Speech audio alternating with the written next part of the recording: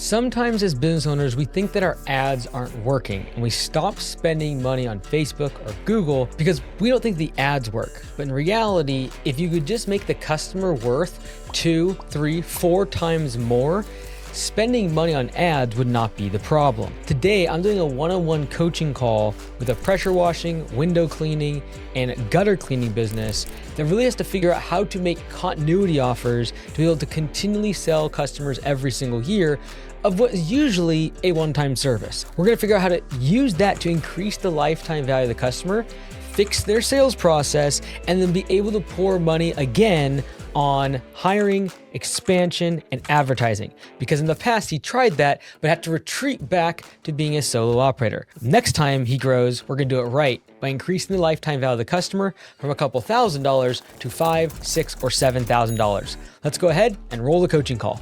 Basically, since August 2025, I've been solo. In the past, I've had like a team of like 6 people, like office admin, estimator, 4 technicians, but I think we grew too fast and without a stronger foundation. So I decided to scale down and build things with a stronger foundation this time around. So basically been doing everything myself since then. And I do have a new VA starting this coming Monday to start taking care of admin. Basically, we have one active truck, which is only me, and we're doing about 6 to 8K a week. We have a close ratio of about 35% at the moment. We have something I want to work out with you here is like the continuity or like service plans. We've tried to implement them in the past, but we only have 2 customers like on a recurring payment. The goals that I have for this year is basically finish with a team of 3 people plus me, so 4 people. So one truck, 1 tech. I have actually 1 truck idle here in the shop, and I'll also finish the year as a GM, managing the team, and have at least 50 active service plans. My first question, it's related to the admin side of things, as you say, is delegate admin, then delegate operations, and then delegate sales. So I have the admin coming on, but the way we do sales is all remotely or over the phone, 80% or 90%. If it's in the local area and it's a good job, I would go and do the in-person estimate, but I'm a bit confused in that way because as I see it, pretty much most of the sales are part of kind of admin. What is your point of view on this? Yeah, 100%. If you can do over the phone or instant quotes, the whole objective is to simplify sales so much to the point where it's actually not even a role. And so that's a huge win. I talk about in the book because so many people do in-person estimates, and that's the part I'm really talking about.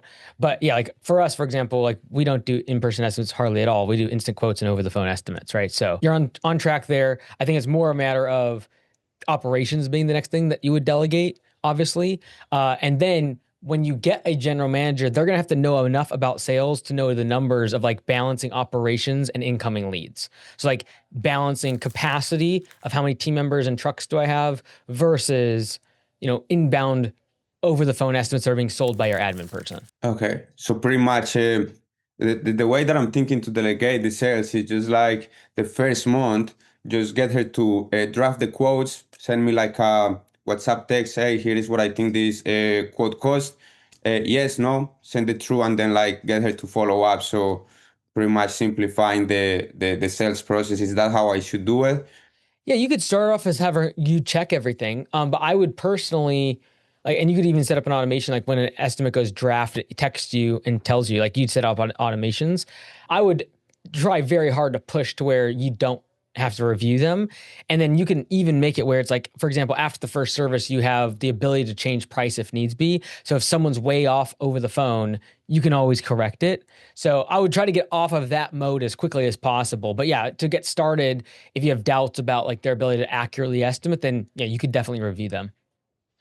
Yeah, no, definitely. And I have done it in the past. I had a VA doing that up until November, had to let him go because drop performance, and maybe just 1 out of 10 jobs would be underpriced.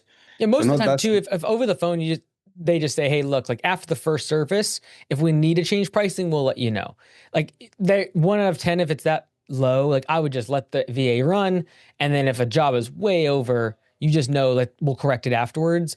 Because otherwise, if you just start becoming the bottleneck still, you're still the bottleneck if all the estimates still have to be checked by you. So I want you to get away from that as fast as possible. No, that's great, man. My second main thing here is the P4P. I've been like I've listened to the audiobook. I've gone through some of the videos of the P4P University. Um, I moved on to homeworks and kind of started tracking like budgeted hours. And I want to kind of do it the right way, not the simple way, do it the right way. But something that confuses me a little bit is like the labor revenue.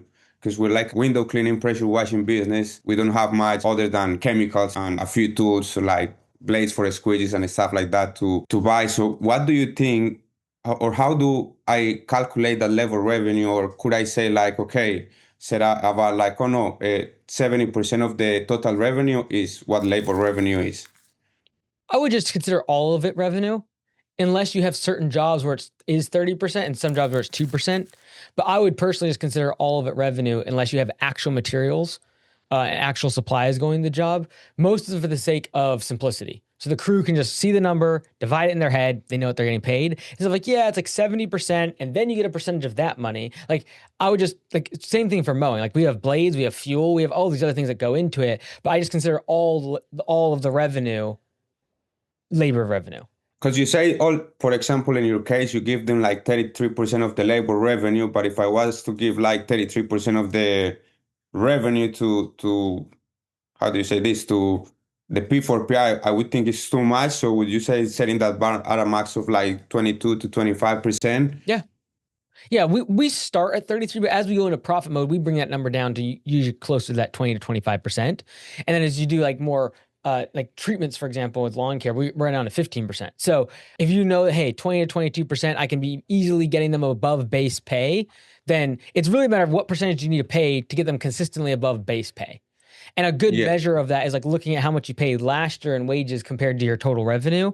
And that's a good benchmark of like, oh, I need to pay them at least 20% or 22% to get them at least to base pay. Do you have anything to add in there in relation to implementing the P4P system? What the way I'm thinking about it is just like continue to track my budgeted hours. Obviously, like the people that I hire, which I'm planning for in like 1, 2 months, it's not gonna be as fast as me, but I think we have a good hourly rate, and like we're charging about 220 to 275 per hour, and like the hourly rate for a technician that I'm thinking is like all up with like all burdens like about 35 per hour And is that 220 per person per hour or per crew of two? per person. So the Fantastic. way I'm thinking is running one man, one truck. So that's how I've been like I kind of been proving the system myself for the last 6 months, and Cool. I think it's more simple and will allow for like better remuneration to the technician as well. Yeah, so 20 to 22% will be just fine then on P4P. I think they won't be as fast as you, but I think even still, given $35 is what you're paying them on base traditionally, and you're making 220 an hour, you should be able to pay them about 20 to 22% and them still make 40 or so an hour because you want that difference between base pay and P4P to be significant. There's like we're going pretty quick over this, it's everything pretty simple. The off season, man, is what's killed me before, like when I had a team, we would just like when I had 2 trucks out and the 4 guys, we would do like in summer weeks of 18, 20, 22K. But then comes April to July, we would just like smoke through those profits and even spend the money that we set aside for like GST and taxes, therefore creating like even more debt. And I ran that cycle for like 2 years until I said last year like, Carol, I'm gonna go back to solo and build it all again. So I listened to the book, the off season. Yet to read it, I think it's better to read it. But yeah, that brings me here to the service plans. Have you ever worked with other pressure washing business? Because I think like the service plans kind of thing is a bit different when it comes to this type of service to the service you offer. Yep, for sure. Yeah. Well, I talked to a couple actually last week about they do gutters, they do pressure washing, they do soft wash on the houses. But like It's really a function of how do you take one-time jobs and turn it into recurring revenue. And so creating the sales process for both when you're initially giving the job estimate for the one-time job, you're already pitching the ongoing service. But then especially once the job is done and they just paid you $1,000, I'm definitely going to be trying to get them onto an annual or biannual 6-month plan at $300. It's just such an easy drop sell because they just paid you 1,000. So it's like about 50% cheaper. Is that what you would recommend? Like how much cheaper in comparison to the first one soft job, just so it's like a no-brainer for them? There's a few things that go into it. First off, how often do you usually need to do pressure washing? Is that every like 3 years, 2 years? Yeah, around 2 years. Yeah. Some So people like, call us every year, but yeah, around yeah. So two like, years. what's cool about pressure washing is people assume you got to kind of do it every season because it's like once a year thing. So if you sell it for 1,000, there's no reason why you can't say, hey, if you sign up for our annual plan and we'll be back here the same time next year, it's gonna be $500, but you got to sign up for this plan and you pay now, like for next year. Um, that will crush mostly because what you're trying to do is you're trying to increase the annual, not the annual customer value, but the lifetime value of the customer because you lock in that second visit. The big question becomes what percentage of your current one-time customers end up calling you again a year from now? And if that's Yeah. 20%, if we can get that to 80%, we double the business, right? And more importantly, you get revenue that's recurring, even if it's annual or biannual, versus always going from one job to the next. And then taking those recurring customers and moving them to your slower seasons. All right, let me stop here. This is a really important point, and I think that the majority of home service businesses are not good businesses to be in because of this problem. We have an off season. You have 3-4 months of the year where your revenue drops off a cliff, leads drop off a cliff. And if you have that problem, I've created a free workshop down in the description of this video. There's a link to it, and it's going to walk you through the 5 ways to solve the off season. One of which is just changing the way you do your scheduling, like we're talking about here, pushing demand forward, pulling demand forward into your off season so you don't have this collapse of revenue and leads and profit during an off season. So the number one thing that most home service businesses should be focused on is solving the off season. And that's why I created the workshop. It's completely free. Look in the description, click the link, and we'll see you there.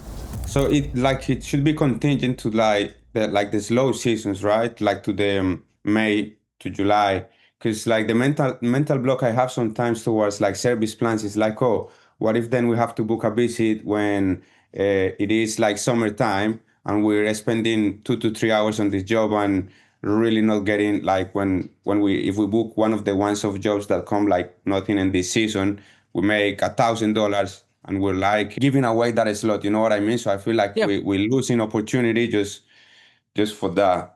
First off, I wouldn't feel that way because the quality of the revenue is better.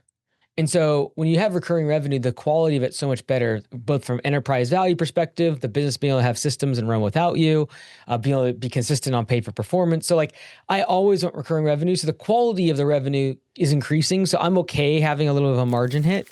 That would be the first thing. So I wouldn't feel that way as badly. Secondly, I would just make it very clear to them, like, hey, we're going to give you a week heads up before we show up, but this happens once a year. But if right now they just sign up with you in May, next year you're going to do that in July. So you can move your recurring slowly to where they all are happening in the off season. So everyone like in, for example, March, April, and May that signs up and on the annual, I'm going to be doing them in June and July next year. And everyone that signed up for my service in August, September, October, I'm going to be doing them in June and July. Like I'm going to push those in towards my off season. So how I was actually working it out before is we would sell them like 3 to 4 visits a year plan where we're doing like all the services like gutter cleaning, pressure washing, window cleaning, and then just divide that total by 12 to charge it monthly and give like a 15% discount in the total, right? The way you're suggesting it, just book the service this time again for next year at a cheaper price. Am I right? How many people do you convert on the monthly subscription if you bundle everything together? We haven't really pushed it that much. Okay. Like to be honest, we haven't really pushed that much, but we have 2 customers on that. Yeah, the easiest upsell is for the thing that people just bought. Because Yeah. if you're bundling everything together in a subscription, the challenging part becomes you now have to convince them they need the other three services in the bundle. Okay. I would rather just say, you just paid me $1,000. Why don't we make that 500? So I If would we make it first a lean yearly into thing. that. And then what I would do is grease the gears of upselling the other three services when you know they're needed. Okay.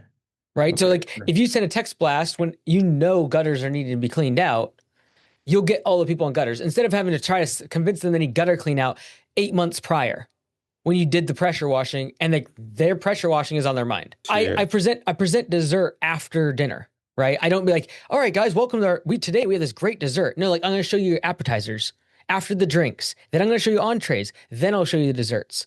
And so the same way that there's like 4 sections of a dinner, you want to look at the 4 services you currently offer and say, when am I pitching them throughout the four quarters of the year?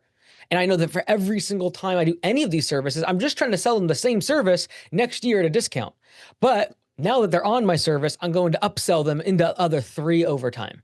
Yeah, yeah. No, makes sense. Makes sense. Like slowly start to get them from every service rather than just like sign up to this. And I think I heard you say that on similar calls, but I couldn't like figure it out or really understand how you meant it. Given my goal for the next 12 months, what do you think I should be focusing on and avoid doing?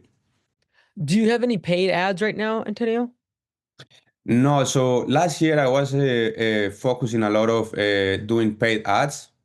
Mm-hmm. Um like I've been doing courses. I know how to run Google ads, not Facebook ads, and we would do all right. We would get like a 4-to-1 return. If I look at the all the data, I'm getting, let's say I'm spending 3 to 4 thousand on pay ads, and I'm getting about 5 to 7 leads a week out of that. So expensive leads.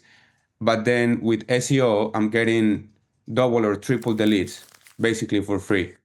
And the quality of the lead sometimes with SEO is even better as well. I started to think like what Hormozy says, like more, better, new.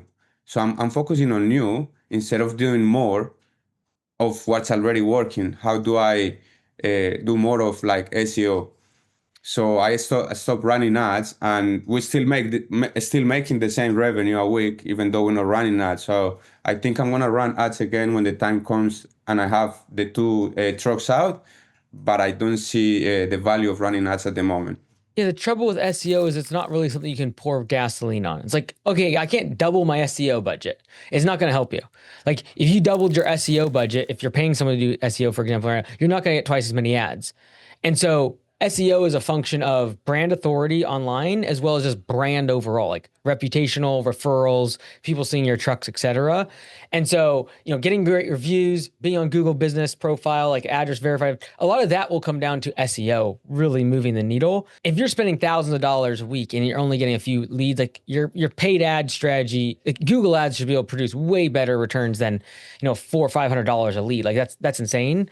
I would definitely consider like using Upwork for a professional that does Google Ads, because like for your service, you should not be paying anywhere close to that for a I lead. was getting leads about $100 to $120 when it came to pressure washing. When it came Oh, to window cleaning, I was getting leads for like $50 to $60. But then I was just like, if I booked a day with window cleaning, I would maybe make $1,600. When if I booked a day for pressure washing, I would make $2,200. So I'm like, if I need to focus on either one, because like window cleaning is bringing a lot, but then it's messing up the capacity, if that makes sense. I would say if you can get leads for that cheap, it's not a function then of do your leads work? It's a function of can we make it more worth it by increasing the lifetime value of the customer? Because if you're putting in 150 for a lead, let's just say 50%, that's per lead, right? Is that cost per lead? Yeah, yeah, cost per lead, cost per So conversion. Yeah. customer acquisition cost is probably like $200 or $300. So I understand the apprehension to spend $200 or $300 and then make 15 or 100 or 2 grand. I understand that. That's a big chunk. But if I can make that customer worth 6 or 7 grand because I keep them on average for 3 to 4 years, and I do multiple services and I upsell them 3 other things, now I can make sense of spending that money. Okay. I think that you're your paid strategy is actually doing pretty well on a cost per lead basis, I'd be trying to increase my close ratio with better sales processes, like over the phone, better automation, stuff like that. Like I think you get a 35% to maybe 45 or 50% pretty easy by just like really refining the sales process. If you do that and you then take the $2,000 customer, make them 8,000 because you sell them three other things throughout the year and you keep them for 3 years, that makes a lot of sense. Like now you're not a 1 to 4, you're a 1 to 10 or 1 to 12. And would you say, like right now that I'm on my own, is it worth to run ads with that big budget that I was putting like $3,000 a month, or just like put like a more conservative budget of like, let's say like 1,500 just to start building that funnel again? Do you have so much work like when you're solo, are you filled up completely? Yes, I work 4 days a week. If we reach the revenue goal for each day, we're making about 8,800 a week, which is more than enough for like the cost that we have right now. But like So if you that's turned what I on think. Like ads, would you be overbooked? if I run ads, I'm gonna still make the same 8,000 because I'm Yeah. leaving like one day just so I can work on the things of the business, train the people. Yeah, so you're at capacity, right? Like you can't turn on ads because doing so doesn't allow you to increase the amount of work that gets output. Running, you're at capacity, and so I think determining how much revenue you can do by yourself, you're basically there now. $8,000 a week, you're already doing that. Yeah. If you were to hire someone though, can we now do $15,000 per week? And if so, we have now capacity to backfill with more work, and then you turn on your paid ads. So then it just comes down to how much capital you have, because now you're going to go hire someone, so more overhead, and you're going to be spending money on ads, but it could double the business. So that's what I'm waiting to do as well, because like I said, like as soon as I hire someone, this person is trained and completely delegated with truck one. I can start taking care of truck two, 3 to 4 days a week.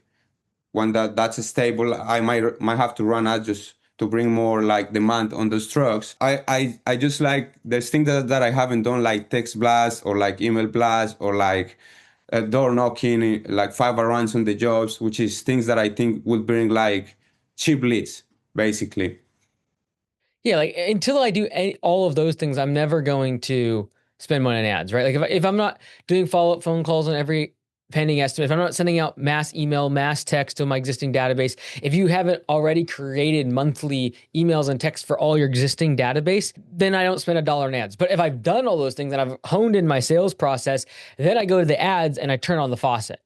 But first, I need you to Yeah. fix all the leaks in the sales process and do the things that are free, like email all your customers and tell them, hey, I have Yeah. this other thing that you could also buy. Another thing I wanted to ask you is like, No. as I bring the team in, something that I am not the best is how do I become like a better coach or a better educator, because like when you're in the cleaning business, you realize that you're not really in the cleaning business, but in the recruiting and training business, right? Mhm. So that's been on my mind lately. What are some tips that you can give me so I became like a better coach for the people that come in? The main thing is when it comes to retention is most people are going to leave your business not because of the work, not because of the money you pay them, but because of you as the manager. Most people quit their manager, they don't quit their job. And it's evidenced by the fact that usually they will go get a job in the same industry. So it's usually the manager they're working for. Like, do you have to be competitive in pay? Yes. But a lot of times pay, compensation, benefits, etc., gets people in the door. What keeps them is you as a great manager. And so having one-on-ones is probably the biggest flaw I see people not do. And it's on a monthly basis. You're asking them like, what are your goals personally? What are your goals professionally? How can I help you get to these things? How can I like what tools and support can I give you to make sure you're successful? Those are the type of conversations most people don't have. Like one thing I was talking with my manager, one of my managers earlier today is opening up like a one-on-one and sometimes it's awkward. And so to do that, you just play like what's called the Buffalo game. It's like, so high, low, Buffalo. It's like, tell me about a recent high, tell me about a recent low, and then tell me about something that I don't know about you. And then you flip it on yourself. So say, okay, I'm gonna tell you something that personally is a big win recently. Then I'm gonna tell you about something a low, something I'm kind of going through right now, and I'm gonna tell you something you don't know about me, right? And if you do that, you now have 6 data points to talk about. So they just shared a high and a low and something you don't know about them, And then you're going to share something that you're going through that's tough, a high, as well as something they don't know about you. Now, these are 6 points that throughout the rest of the month, outside of that one-on-one, you can connect with them instead of just like giving them a fist bump in the morning. You're like, hey, how's your mom doing? I know you said she was in the hospital. That was one of your lows. And so having that personal connection and then having the one-on-one to be able to guide them towards their goals professionally and personally is really the unlock for retention typically. Great, great. So creating more like of a personal connection. Yeah. When you hire your first guy, your very first guy, I know that you mentioned one of them was your friend and it's no longer your friend. He probably left, but after that, what sometimes I thought because like when I'm training a guy, this guy is just like next to me all day in the car, while we're going doing the route. Was it the same for you when you're training the first person, or you just would just like hire train them for a week and send them on their own? It just really depends on whether or not you have the capacity to get in their vehicle, right? And if you have the leads to keep them busy. And if they have the skills to be able to do it without your constant supervision. And so, assuming that you hiring one more person allows you to go from 8,000 a week to says let's call it 12 or 13, maybe 14. Cool. And if they got in their own truck, maybe it gets you to 15 or 16 because you double output. So it really comes down to whether or not you have the capital available to be able to increase capacity by buying the other truck instead of them just riding alongside of you as a variable expense Yeah. in the form of So, wages. so I do have a truck here, like, because like Yeah. I've had the two teams in the past. Yeah, so I would then drive their comp to, hey, you're gonna be with me for however long is required to be able to do these tasks and complete this number of jobs. After that, you have the ability to move into your own truck and make more. My comp, I'm gonna tie it to it for them. But you have to first do all these tasks to specification, this number of jobs of each of these things, and then you have the ability to go out on your own, for example. And I would just tie that to comp. Another thing here I wanted to talk to you, if we had time, Mhm. is about the vision kind of things, and in my past coaching program, something they will teach us is like you gotta sell the vision, right? But like sometimes I see like the career ladder could be limited in a business like this. Like yes, you are like a junior technician, become a lead technician on your own, run your own truck, then you might become a manager, but that's it. So I've been really inspired by what you do with the franchise side of things, and I know that it's maybe too early to talk about franchise, but it's something that I wanted to talk to you before, like really creating my vision again. Because you say like franchising is a complete different business, but I would like some thoughts that I had is like, okay, what if we can sell the vision or the dream that like, okay, you can own your own franchise. Like you come here as a junior technician, you in 2 3 years you can own your own franchise. Or what I heard in one of your recent podcasts with the pest control guy is what he said, like a minority partner on another location. Like, how could I give these guys a better opportunity here? So like I could just make them a minority partner in their own location. And so I did that for my second location and it went really, really well. I'm like, Kind of sell that dream just so they don't think like, oh, I'm gonna be an employee forever. Some people might be like that, but in this age of the internet, everyone kind of want to have their own business. So what would you say like is like the most viable path just to expand that career ladder and get people really bought into the business? The most viable is honestly just to grow a bigger business, right? Because if you had, you know, 20 technicians, 3 or 4 people doing sales on the phone, bunch of admin people, crew leaders, specific departments and department heads for each of the services that you do. You have specific people just doing upselling and into the continuity program. Like that's going to be the easiest and probably the simplest way to create a career path for technicians.